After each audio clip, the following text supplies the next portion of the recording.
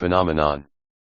Moreover, if we look at a map of the location of the main territories controlled by the Reds and Whites during the Civil War, we notice the following pattern: the Reds controlled the intercontinental zones, the space of the heartland, while the White armies were arranged along Russia's periphery, and in varying degrees in the coastal zones from which came the help of the sea powers and that supported the White cause politically, economically, militarily, and strategically. In this, too, the Whites followed the logic of thalassocracy, which considers political and strategic processes from a coastal perspective. The Reds were in the position of land-based geopolitical powers. In the era of the Civil War, we see a phenomenon that is highly symbolic and important for geopolitics. In 1919, the founding father of geopolitics, Halford Mackinder, was appointed British High Commissioner for Southern Russia and was sent through Eastern Europe to support the anti-Bolshevist forces led by General Denikin. This mission allowed Mackinder to give his recommendations about geopolitics in Eastern Europe to the British government, which laid the foundations for his book, Democratic Ideals and Reality. Mackinder called on Great Britain to strengthen its support for the White armies in the south of Russia and to involve the anti-Bolshevist and anti-Russian regimes of Poland, Bulgaria, and Romania for this purpose. In his negotiations with Denikin, they were in agreement about the separation from Russia of the southern and western regions and the South Caucasus, for the creation of a pro-English buffer state. Mackinder's analysis of the state of affairs in Russia during the Civil War was absolutely unequivocal. He saw in the Bolsheviks the forces of the heartland, destined either to bear a communist ideological form or to cede the initiative to Germany. England could allow neither. So Mackinder offered to support the Whites however he could and to dismember Russia. It is important to note what countries he tried to establish under the purview of a nominally integral, for that period, government: Belarus, Ukraine, Yugo-Russia, under the primary influence of pro-British Poland, Dagestan, including the entire North Caucasus, Armenia, Azerbaijan, and Georgia. These countries were to be a cordon sanitaire 22 between continental Russia and its neighboring regions, Germany in the west, and Turkey and Iran in the south. Mackinder's book Democratic Ideals and Reality and his note 23 to his friend Lord Curzon 24 contain the basic ideas of geopolitics, which Mackinder not only created and developed theoretically, but also practiced. The situation on the Southern Front in 1920 and the weakened armies of Denikin caused Mackinder's plan, which he voiced at a meeting of the British government on January 29, 1920, not to be adopted. England refused to give the Whites full support.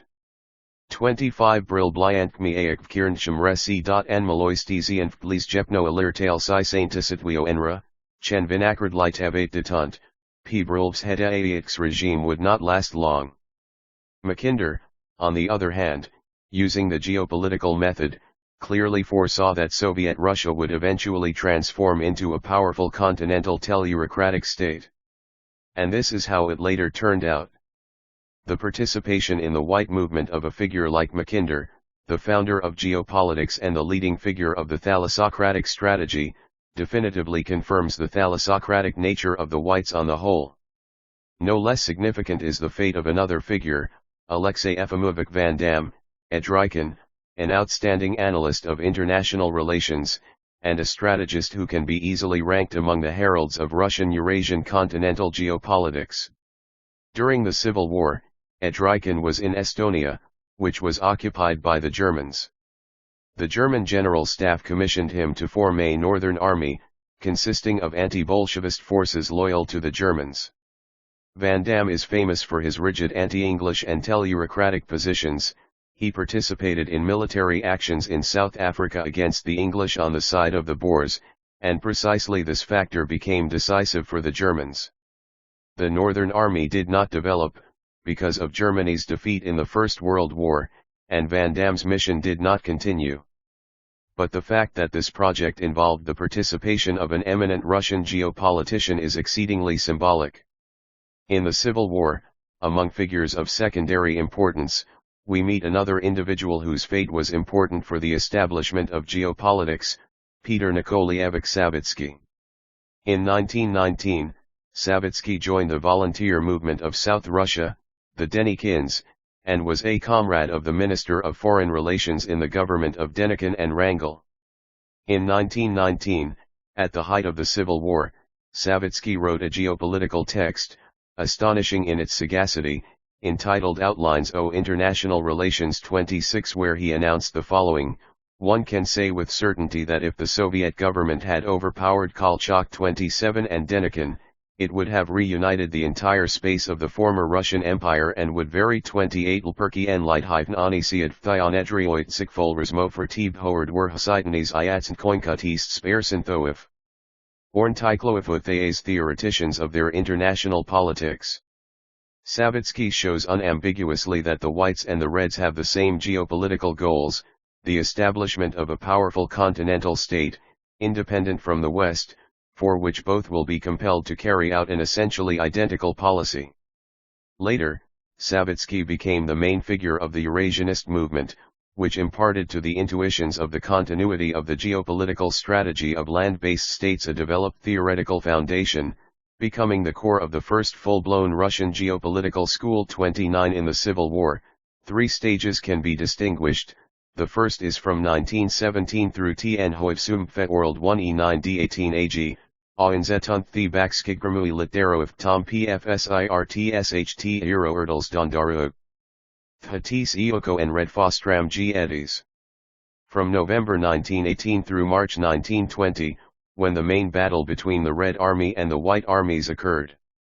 In March 1920, a radical shift in the Civil War set in. In this period, an abrupt decrease of military actions from the side of the forces of the Entente occurred, due to the end of the First World War and the withdrawal of the main contingent of foreign troops from the territory of Russia. After this, it was chiefly Russians in combat operations. Fighting was then widespread in Russia.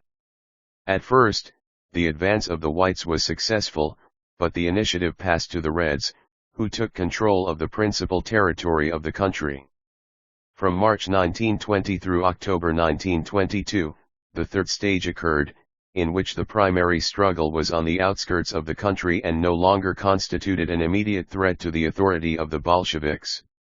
After the evacuation in October 1922 of the far eastern Zemskaya Yarat of General Diderix, the struggle was continued only by the Siberian Volunteer Armed Force of Lieutenant General A.N. Pepliev, which had fought in the Yakutsk region until June 1923, and the Cossack Squadron of Army Sergeant Bologov, which had remained near Nikolsk-Usharyisk. Soviet authority was finally established in Kamchatka and Chukchi in 1923. It is significant that all the military actions took place according to the scheme of the Red Center, Heartland, against the White periphery along the borders of the sea, and that the remnants of the defeated White troops left Russia by sea. The outcome of the Civil War was the seizure of power by the Bolsheviks over most of the territory of the former Russian Empire, the recognition of the independence of Poland, Lithuania, Latvia, Estonia, and Finland, and the creation of the Soviet Union in the territories of the Russian, Ukrainian, Belarusian, and Transcaucasian republics under their control, through an agreement signed on December 30, 1922. Savitsky's prediction about Ukraine, Belarus, and the South Caucasus proved accurate. The Bolsheviks did not grant these territories independence, but included them in the composition of the Soviet state. It is revealing that in their Caucasian policy, the Reds relied on Kemal Atatürk's Turkey, carrying out precisely a continental geopolitics on this issue. The eminent military and diplomatic actor, who crossed to the side of Bolsheviks, General Sierolov 30, the founder of the Globnoye Razvidavatelnoye Upravilny, GRU, 31 played a major role in this approach to Turkey and in the reorganization of the strategic balance of powers in the Caucasus. The geopolitical balance of power in the Peace of Versailles, the end of the First World War, produced a new balance of powers. Russia lost to Germany and Austro-Hungary, and this loss was fixed by the conditions of the Brest-Litovsk Treaty. The costs of this treaty were significant. But as the Bolsheviks had a pro-German orientation, Russia could not exploit the fact that Germany, in turn, lost to France and England. As a result, on June 28, 1919, a peace treaty was signed in the Palace of Versailles by the United States, Great Britain, France, Italy, and Japan on the one side, and Germany on the other, establishing the international order for the next decade. The Treaty of Versailles was humiliating for Germany, essentially depriving it of the right to conduct an independent policy, to have a fully fledged army, to develop its economy, and to re-establish its influence on the international stage. Moreover, demands were made on Germany to make significant and extremely painful territorial concessions.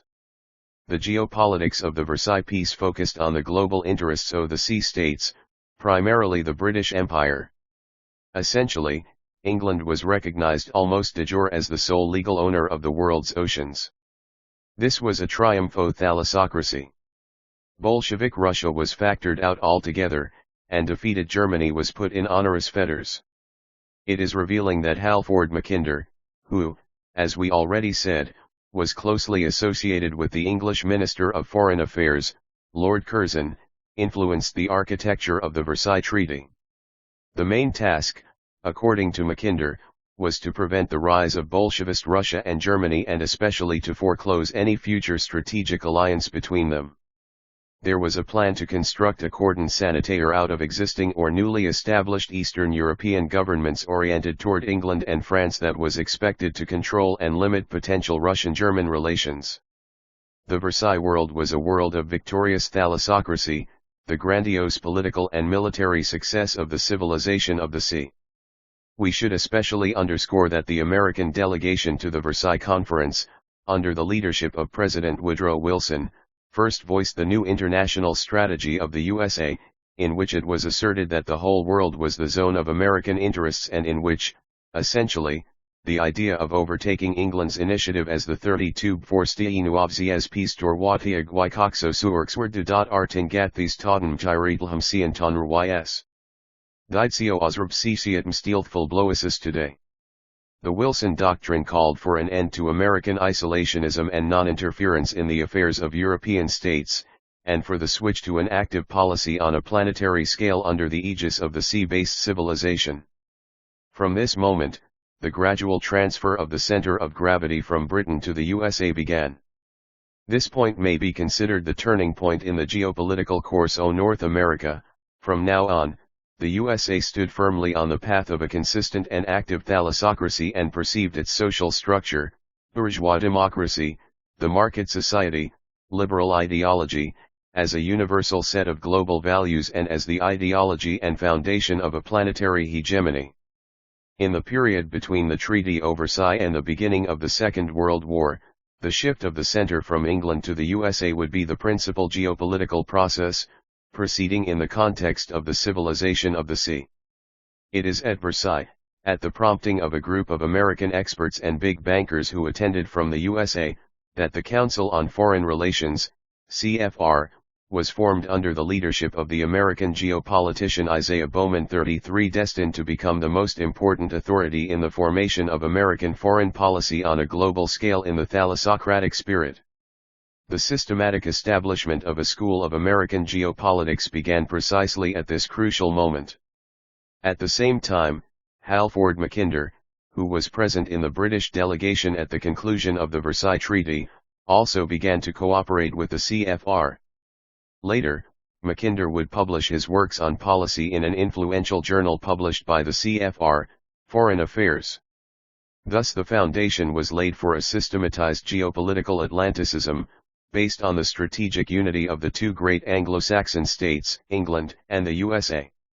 And if the USA played a subordinate role at Versailles, then the balance of power would slowly shift in its favor, and the USA would gradually come to the forefront, taking upon itself the function of the bulwark of the whole marine civilization, and becoming the core of sea power and a global oceanic thalassocratic empire. The history of German geopolitics, connected with the name and school of Karl Haushofer, also began at Versailles. 34 Haushofer provided an analysis of the results of the Treaty of Versailles in the spirit of Mackinder's method, but from the defeated German side. Thus, he came to a geopolitical description of a model that should have, at least theoretically, led Germany to a future rebirth and to overcome the onerous conditions of Versailles. For this, Haushofer advanced the idea of a continental bloc, 35 representing an alliance of objectively land-based, continental, tellurocratic states, Germany, Russia, and Japan. Thus, a systematic and developed framework of continental geopolitics was assembled, representing a consistent and large-scale response to the strategy of the Atlanticists and geopoliticians of the thalassocratic school. The trauma left by Versailles in German society would later be successfully exploited by the National Socialists, with whom Haushofer himself collaborated at first. Ultimately, it was precisely the plan of overcoming the constraints of Versailles that became one of the most important factors in the eventual Nazi victory in the Reichstag elections of 1933. The Eurasian movement was formed by Russian émigrés in France after Versailles.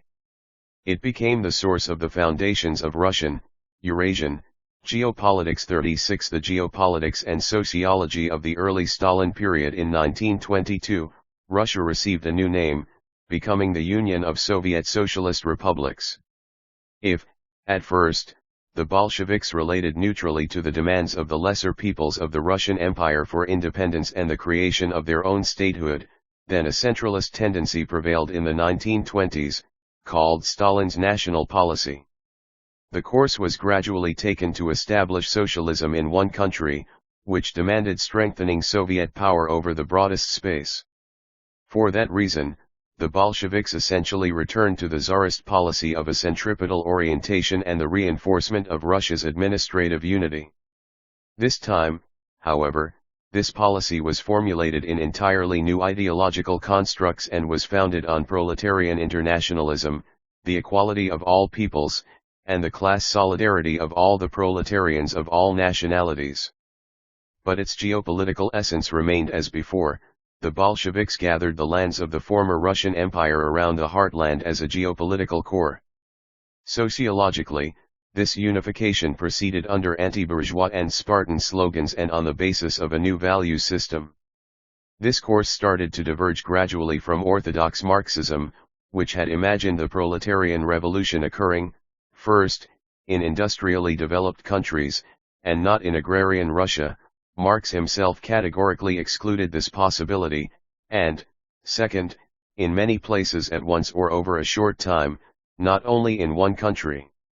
Lenin and Trotsky, the major actors of the October Revolution and of the later Bolshevik retention of power, thought that the revolution could and must be in one country, which was already a certain deviation from classical Marxism. However, they interpreted this as a temporary historical peculiarity, after which a series of proletarian revolutions in different countries must follow, first in Germany, then also in England, France, and elsewhere. The Bolsheviks saw their moment as a transitional one, with the implementation of a proletarian revolution in one country as the first step in a whole series of revolutions in other countries, the start of a global process of world revolution. This is why the Bolsheviks agreed so readily to the harsh terms of the Germans at Brest-Litovsk. It was important for them to secure their position and hold out until the beginning of the revolution in the European states, which they thought was a matter both certain and imminent. Thus, Trotsky carried out active Marxist agitation, even attending Brest during the conclusion of the peace agreement. Stalin himself, even in May 1924, wrote in his pamphlet on the foundations of Leninism, to overthrow the rule of the bourgeois and to install the rule of the proletariat in one country does not yet mean to secure the full victory of socialism. The main task of socialism, the organization of socialist production, still remains ahead. Can we resolve this task? Can we achieve the ultimate victory of socialism in one country without the combined efforts of the proletariat of a few advanced countries? No, it is not possible. For the ultimate victory of socialism, for the organization of socialist production, the efforts of one country, especially such a peasant country as Russia, is now not enough. For this the efforts of the proletariat of a few advanced countries is necessary. 37 Trotsky also continued to reason in this spirit. But everything changed at the end of 1924, when the first contradictions between Trotsky and Stalin are to be found. Stalin completely denied his own words, despite having written them recently, and advanced a directly contradictory thesis. In December 1924, in one of his first works, The October Revolution and the Tactics of the Russian Communists 38, a criticism of Trotskyism, he asserted that socialism can be built in one country. From this time he began to accuse those who denied the possibility of building socialism in the USSR without triumphant socialist revolutions in other countries of capitulation and defeatism. The new theoretical and political attitude towards building socialism in one country was secured at the 14th Congress of the Russian Communist Party, of Bolsheviks, in December 1925. Later on, the building of socialism in one country became an axiom of Soviet policy. After this, hopes for proletarian revolution in other countries receded to a place of secondary importance, while the strategic tasks of securing the USSR as an independent great power capable of repelling an attack by the capitalists encircling them was moved to the forefront. With regard to the specifics of the geopolitical situation of the USSR in the heartland and the sociological peculiarity of the Spartan style of socialist society, we are then dealing with a finished and full-fledged tellurocracy. Soviet Russia in the Stalin period represents a new version of the great tyrannic Eurasian Empire 39, the core of the land-based civilization. Here we can raise the question, what is responsible for this change to a land-based Eurasian approach during the Soviet period of history, the content of communist ideology, or the historical fact that the proletarian revolution occurred in land-based continental Russia? There is no unequivocal answer. Trotsky, even while he was still in the USSR and with yet greater persistence after his emigration, advanced the idea that Stalin's state betrayed communism and recreated an imperial and great power bureaucracy of the Tsarist type on a new stage. Thereby, Trotsky tore socialism away from its Eurasian context and ascribed the peculiarities of the USSR, which he criticized, to a return to a national Russian strategy.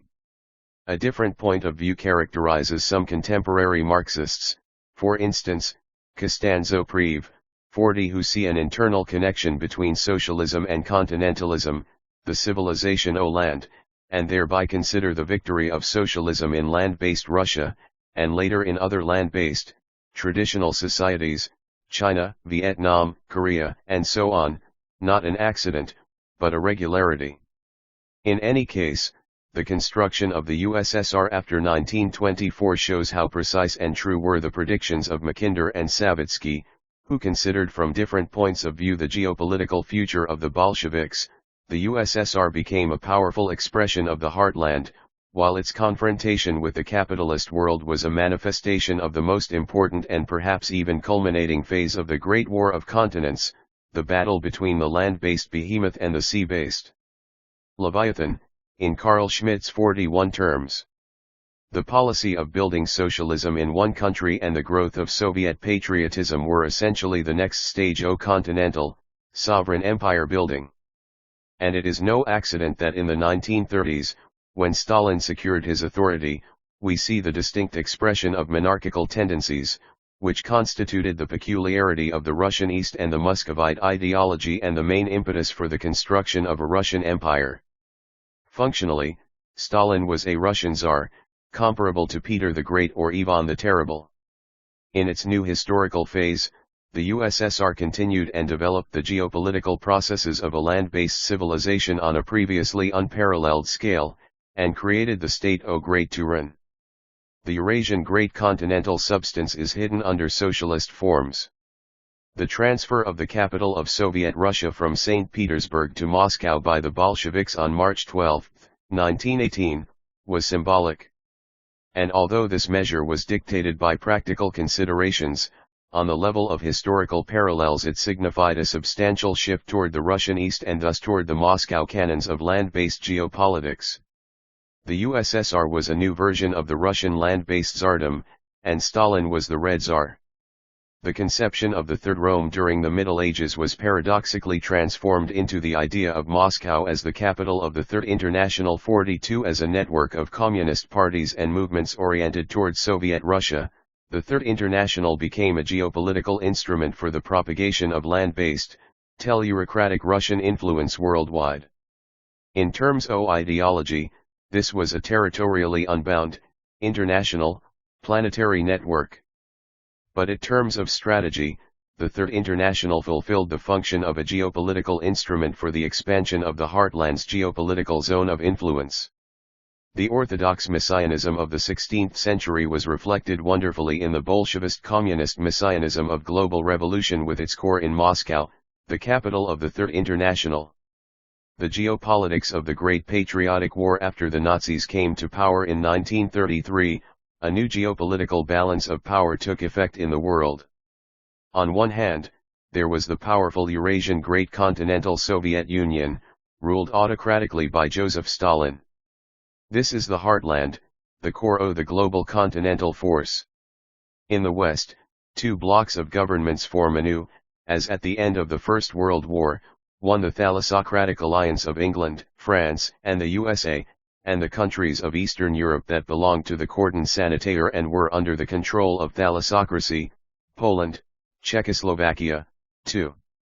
The European continental, tellurocratic states, led by Nazi Germany and Fascist Italy and by the countries occupied by them or their allies. In the East we had Japan, aligned with Germany, underscoring Japan's tellurocratic orientation.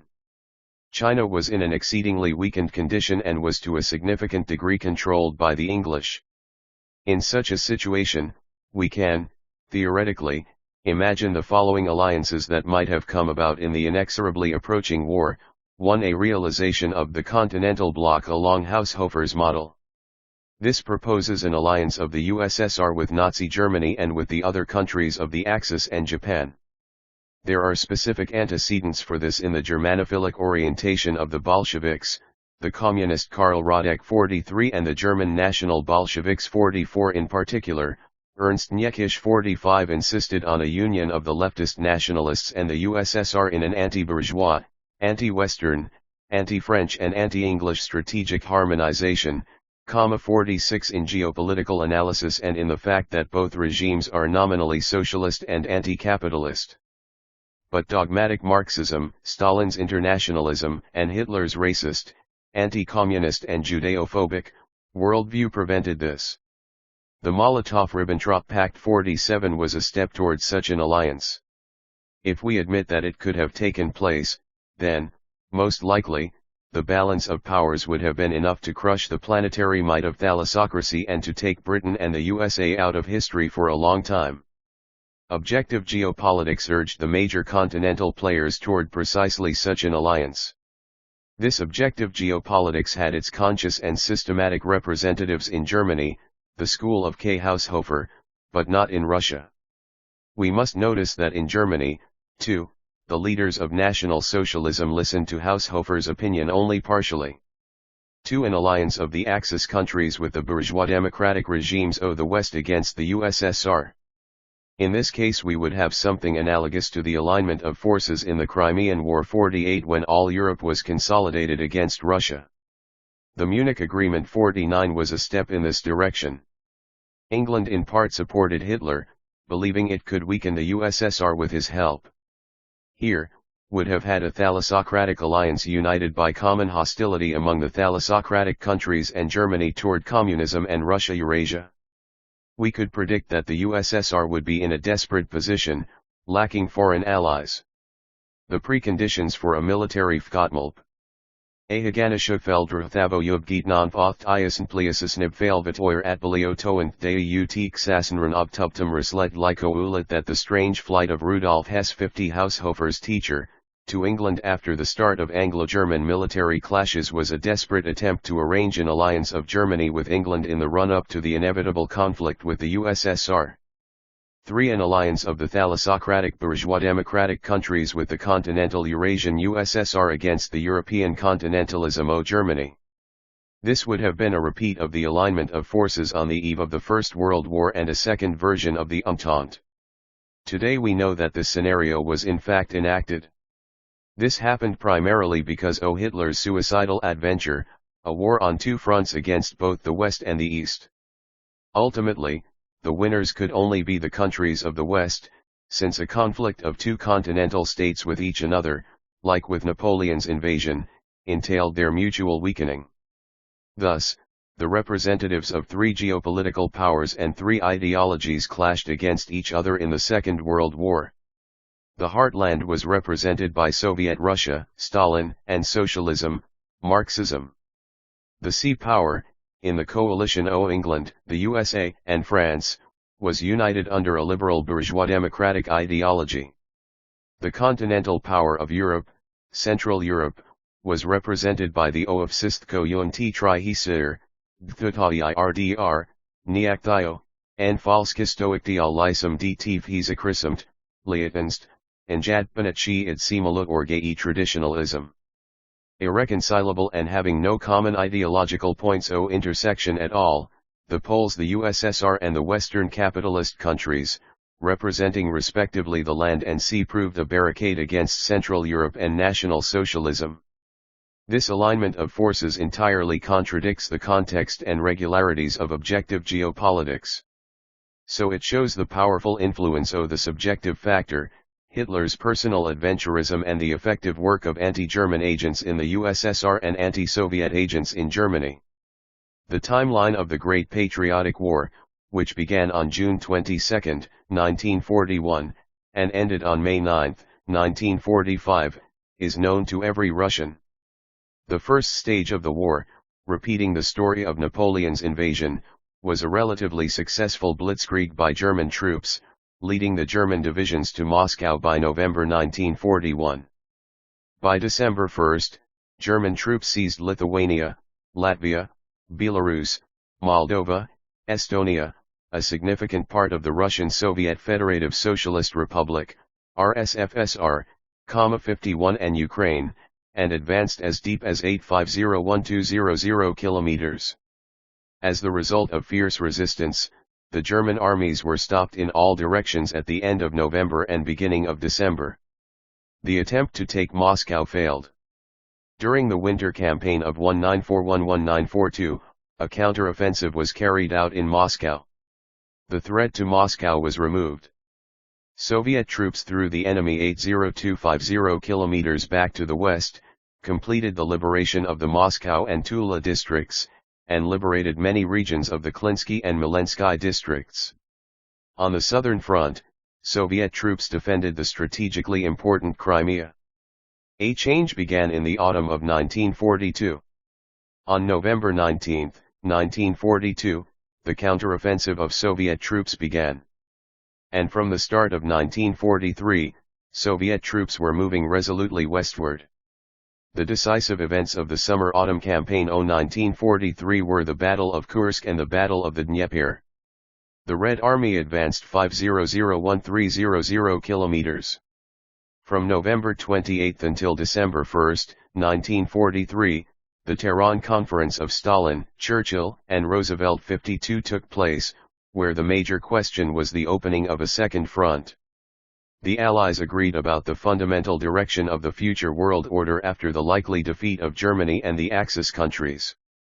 It is telling that Mackinder published his last geopolitical policy paper, The Round World and the Winning of the Peace, in the American journal Foreign Affairs 53. In it, he sketched the general traits and the structure of the geopolitical balance of power toward which the thalassocratic countries, the USA, England, France, and others, must strive after the victory over Germany, together with such geopolitically and ideologically troublesome allies as the USSR and Stalin.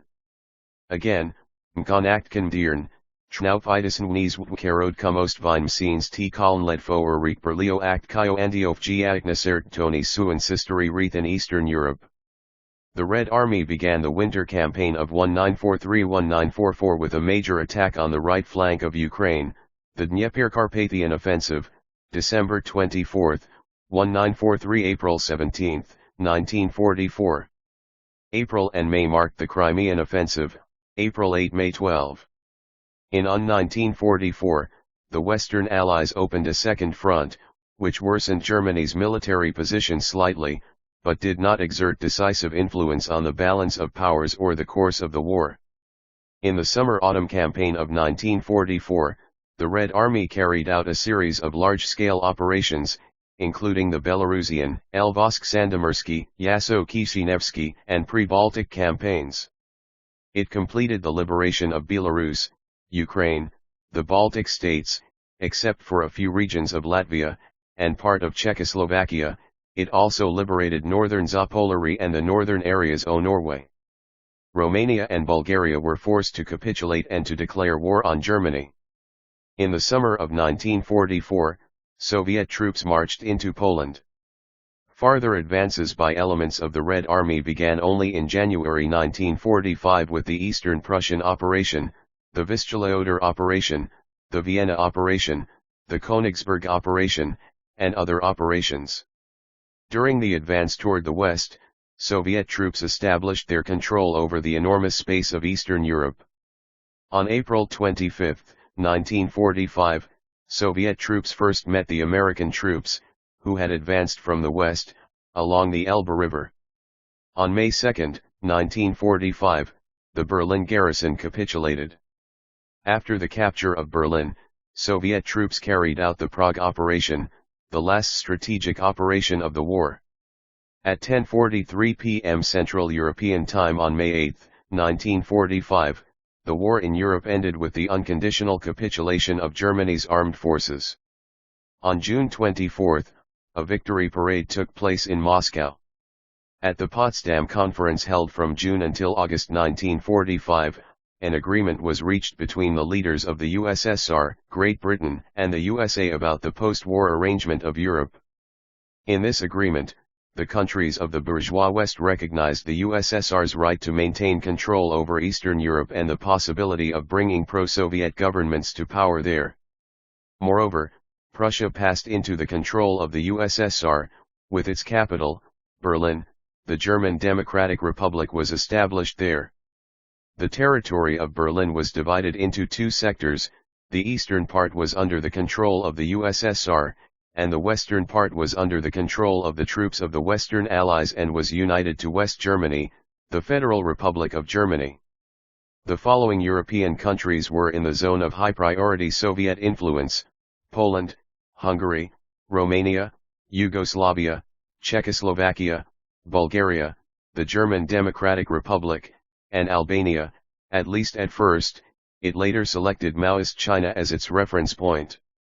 Later, in 1955, these countries, except for Yugoslavia, which took the independent socialist third way, also signed the Warsaw Pact, which proposed the creation of a military bloc, symmetrical to the Western Bloc of capitalist countries, the North Atlantic Treaty Organization, NATO. This pact, as a visible military strategic expression of the bipolar world, lasted until June 1, 1991. The geopolitical outcomes of the Great Patriotic War. There were many geopolitical outcomes of the Great Patriotic War. The continental European power, Germany, suffered a crushing defeat, dropping off the stage of world politics for many decades. The land-based, continental element of European politics was paralyzed for a long time. Moreover, National Socialism and Fascism were decisively outlawed as ideologies, and the Nuremberg trials passed a sentence not only on Germany's political actors, held responsible for crimes against humanity, but on this ideology, branded as criminal.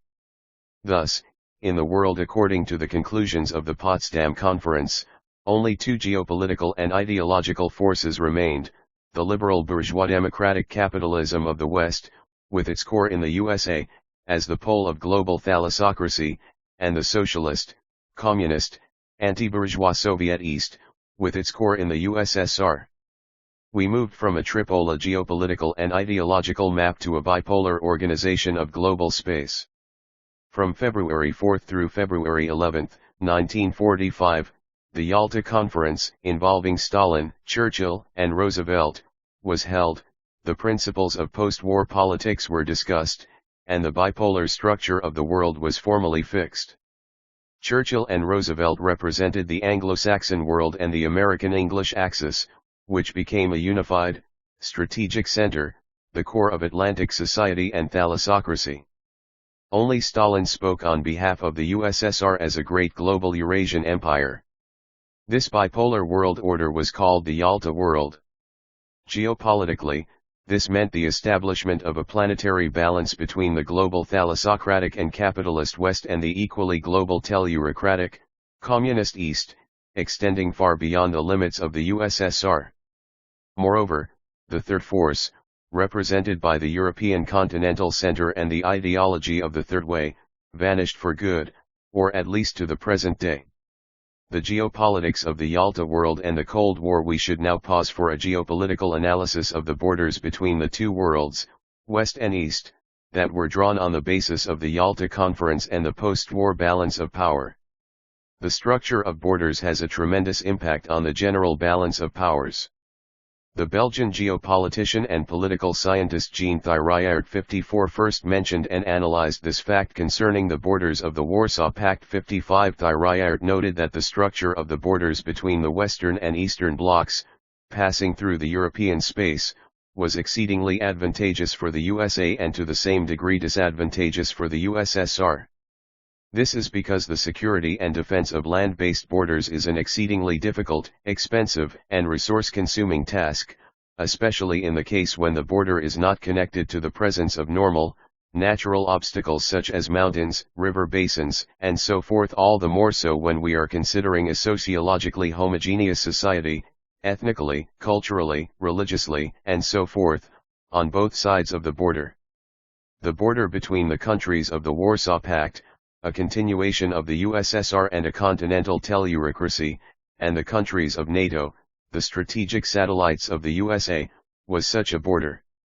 By contrast, the USA was safely secured by the oceans that surround its borders, which do not demand large resources or expenses to defend and permit focus on other strategic problems. In the case of a conflict with the USSR, the USA would have lost the territory of Western Europe if necessary, but its own territory was left out of reach. The USSR, however, was forced to defend the borders of the Warsaw Pact as its own.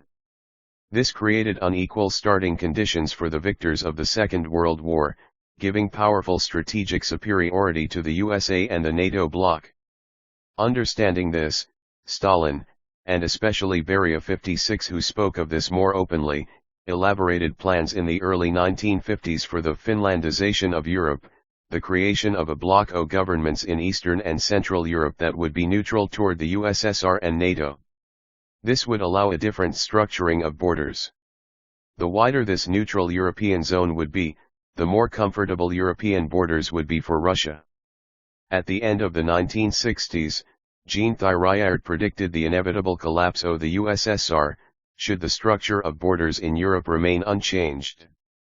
But he also proposed another scenario, the creation of a Euro-Soviet empire from Vladivostok to Dublin. 57 A broadening of the borders of the Warsaw Bloc to the shores of the Atlantic. Anyway, the task consisted in changing the structure of borders. Although it took time after the partition of Europe between the USA and USSR, it was precisely this geopolitical factor that made itself felt in a manner catastrophic for the Eastern Bloc. Returning to the post-war period and the formation of the Yalta world, we should offer a geopolitical analysis of the Cold War. 2 years after the victory over Hitler, relations between the victors of the Second World War began to worsen rapidly. Here, objective geopolitics made itself felt. The alliance of the Western thalassocratic democracies and the socialist Soviet tellurocracy was so unnatural, both geopolitically and ideologically, that a conflict was lying in wait in these relations from the start. The Cold War began in 1947, when the American diplomat George F. Kennan 58 published a text in Foreign Affairs calling for the containment of the USSR. Kennan, a follower of Mackinder, the American geopolitician Nicholas Spickman, and Robert Strauss Hube 59 elaborated a model of a configuration of global zones, controlled by the USA, that would inevitably and steadily lead America to the domination of Eurasia. The strangulation of the USSR in the intercontinental space of Eurasia and the restriction and blockade of Soviet influence worldwide were part of this strategy. The main strategy consisted in enclosing the coastal zone, Rimland, within itself, under the control of the USA in the space of Eurasia, from Western Europe through the Middle East and Central Asia to the Far East, India, and Indochina. Japan, occupied by the USA, was already a fulcrum for American naval strategy. The USSR reacted to this strategy and, in turn, tried to break the control of the USA and NATO over the coastal zone, Rimland.